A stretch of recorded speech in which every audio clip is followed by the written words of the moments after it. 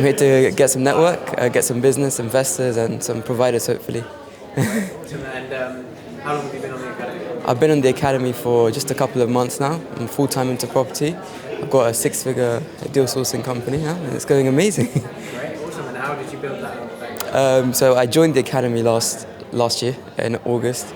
I was in my final year of university and I decided to drop out and go full-time into property. And I scaled the business up from there.